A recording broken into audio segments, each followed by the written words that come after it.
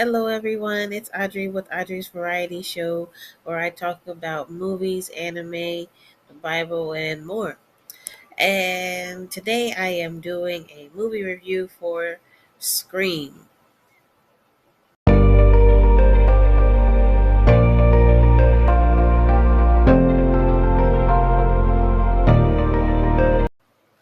All right, so Scream 5, the latest installment in the franchise.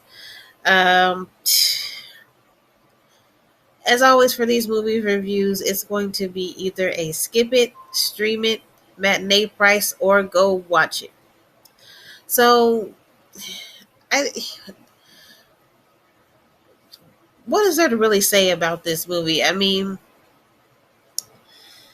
it brings back the original characters, some of the original cast and characters of the Scream franchise, and adds some new ones. Um, we have a new main character, a new younger girl who is essentially, the target and terrorized by Ghostface once again. And you know, to me, this was not a horror movie. It was there was nothing scary about it to me at all.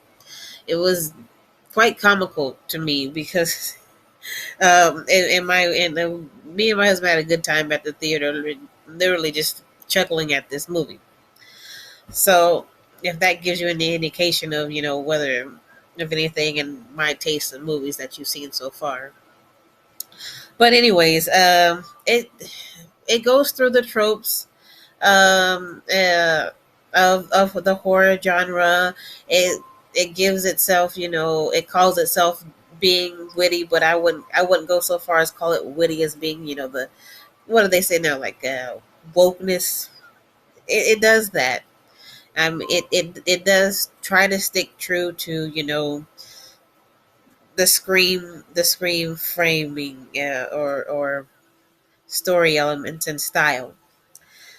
Um, but it centers around a new main character being terrorized by Ghostface, and the teenagers surrounding her and her sister and this group of friends, and they weren't, and you don't care about them. They were really just fodder for to be hack and slashed by the Ghostface character. There really wasn't a reason to care or be interested in the this group of people. Not like in the past with the other ones, where you somewhat cared about the Neve Campbell's group of friends and what was going to happen to them. This doesn't really happen here. You're not invested in them in this movie. And they do have a play a bit on a mental health. They do have a mental health element to this movie, but I don't really think it adds or subtracts anything from the movie. I mean, I don't. There was really no real reason to add that in. I mean, I don't want to spoil anything in the movie. I just like there is a mental health element that didn't really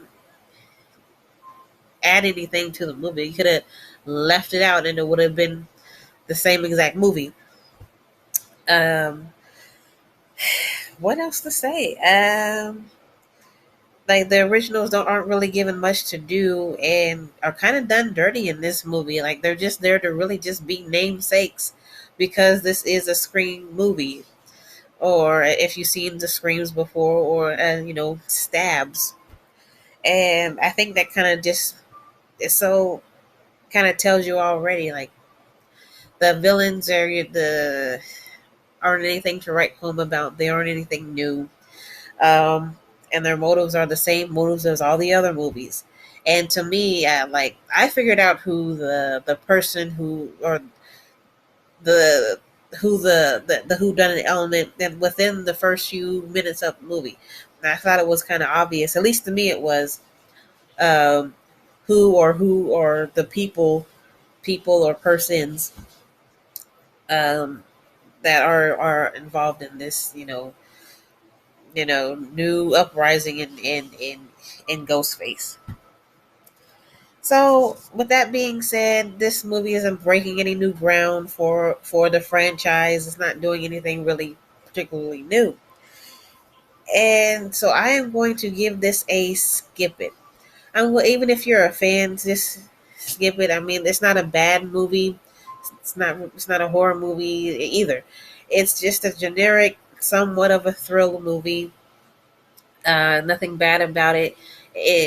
Even if you're a fan, if you're really die hard and just are in love with these types of movies, I would give it a maybe a matinee price, but just wait for it to come out later or don't watch it at all. You're not missing anything. But that's all I have for this one. I will see you in the next one. Bye bye.